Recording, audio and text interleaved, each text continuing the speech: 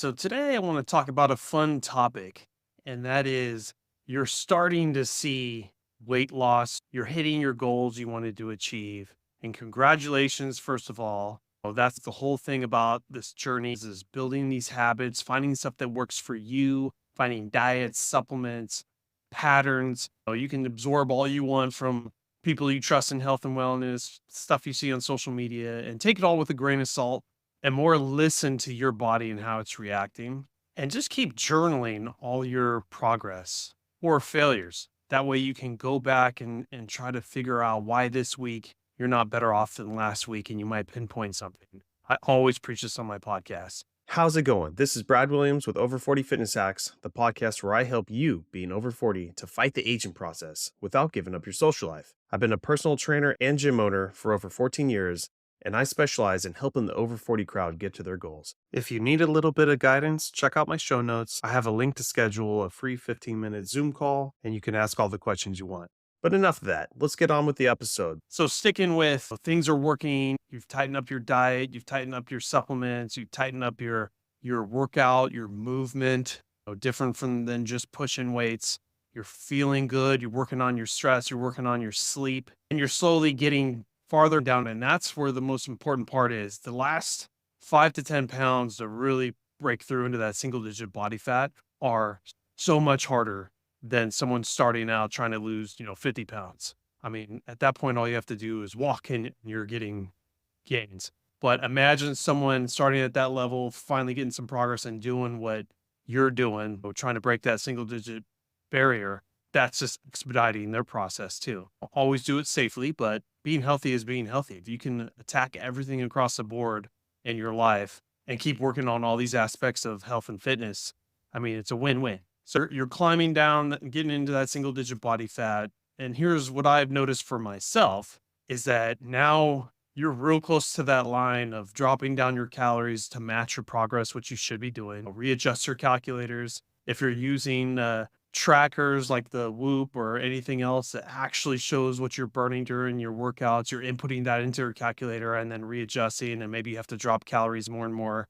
And so what I'm feeling is just being a little bit more tired, and it's not the same tiredness as not getting enough vitamin D, something wrong with your gut, you didn't have breakfast. It's totally different. It's all day. It's even while I'm sleeping, you're just more tired. And that's because you're teetering that line of starvation. Once you, for a guy my size at 200 pounds, I finally just hit going on a 1500 calorie diet. That is like the bare minimum because anything lower and your body will go into that fight or flight survival mode and start favoring fat storage versus anything else in your body. So I got to be real careful that I'm not losing too much muscle. I talked about that on a previous episode of all the different things that can affect your metabolism, which affects your calculators when you're trying to figure out your calories and what you're supposed to do. And so also when I'm in the gym, I'm noticing that I'm choosing lighter weights. I'm seeing on my Whoop tracker that I'm burning a little bit less calories, and it all makes sense because I'm getting smaller. I'm not feeding my body for growth. So my goal was weight loss. It's so hard and almost impossible to do both. Put muscle on while you're shredding. So you have to pick that goal. And if you're listening to this episode, you've picked the goal I picked, weight loss. But you just got to find things that feel good to you. So right now, going on normal walks is more favorable than going up the hills in my neighborhood. So I'll pick the flatter area. The trampoline or rebounder that I use all the time feels really good. So I really favor that as much as I can to get a little bit more hit and cardio. Staying hydrated is super important, but you'll start finding different foods and different beverages that feel really good to your body at this moment while you're in this state.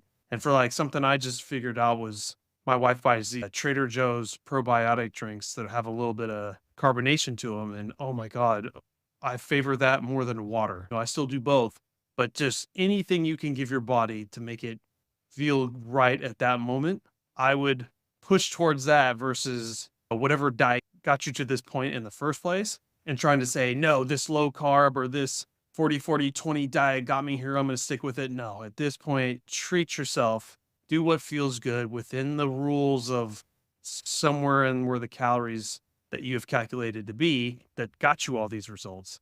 You need to worry more about your mind at this point to keep going. So sleep, thank God I bought this Whoop tracker last month. Without this, I don't think I'd be going to bed at 9:30 after I put my daughter down. So 9:30, 10 o'clock is pretty much where I'm sleeping every night. I'm looking at my results and I'm in deep REM and REM sleep more than what it says I should be. And I feel pretty good, but you're still in this caloric deficit trying to lose weight.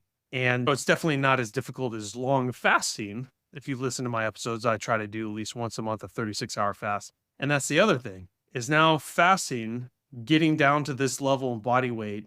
I feel that long fasting is probably not the best idea because there's not much fat in your storage for your body to use if you're going to go 36 hours, 48 hours. In my opinion, I think for me, it would do more damage than good. So just yesterday was my monthly fast, and I pretty much knew I wasn't going to go that long, but I basically just did not even a 24-hour fast. I think it was like a 20-hour fast. And I was struggling with that, but I still did it and then ate, felt great. And the next day, I think I jumped down another 2.5 pounds and still worked out that day. So that's where I'm saying just listen to your body, slowly tweak these things, write it all down, and adjust. And definitely, I don't want to be in this state forever. Once you hit your goals, then you need to readjust to either maintain or slowly put on muscle to where you can still keep that low body fat. And when I say low body fat, I'm not trying to get 2-3% bodybuilder men's health magazine. I'm basically just saying 9 and 8% for a man. For a female, probably should be like 12 to 14% if you're really looking to lean down. But remember, if you listen to my episode at the start of January, I basically did this 6-month challenge from January to July 4th to treat myself to nice over 40 single digit body fat that I had in my 20s to prove that I could do it in my 40s still. But then as soon as 4th of July is over, I'm probably going to balloon back up to like 12 to 14%, a little bit more manageable, happier. Yeah, we'll see. One final thought I just like to put out there is when you do get down to this level, and I mean, you can start this wherever you are, but when you really get down to this last little 5 to 10 pounds, mostly 5 pounds that you're trying to get off, besides diet that you've already mastered, or at least the amount of calories that you've deemed is working for you, the thing that's going to push you through those barriers is basically managing your insulin. So if you've heard me talk about that before, it's anytime you put food in your mouth, creates an insulin response. And the insulin is what takes that nutrients once you absorb it through your intestinal tract.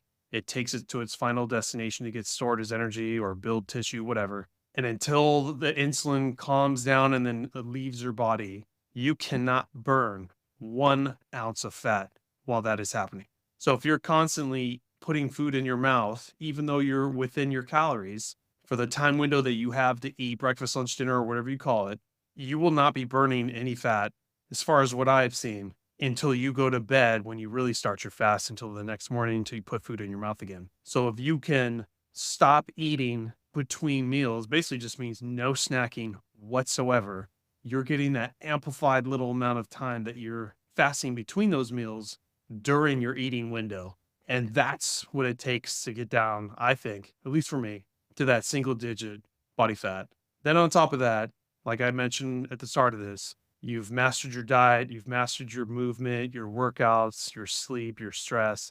It just amplifies it even more. So there's definitely people out there that can train 7 days a week, 2 times a day, and still get all these same results. But that ain't for me. I've had too many little mini tennis elbows and lower back issues, and they're all happening over 40 that I just want no part of anymore. So this method is just better for longevity in the rest of your life. And it's just easier once you master it versus pounding the weights, pounding the pavement, and just beating your body up. I can't do it. So if it's for you, it's for you. If it's not, keep following me. Thanks for listening. And as always, check out my show notes.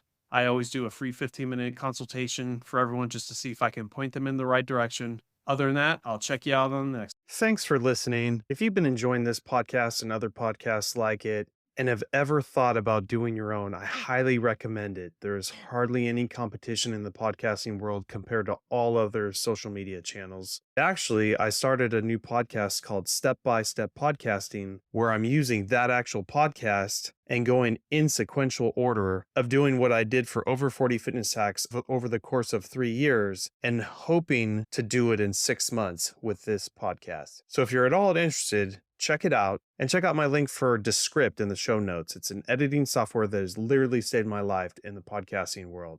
Check it out, or I'll catch you on the next one of Over 40 Fitness Hacks. If you'd like a little bit of help checking out your diet and your current routine, I'd be happy to help.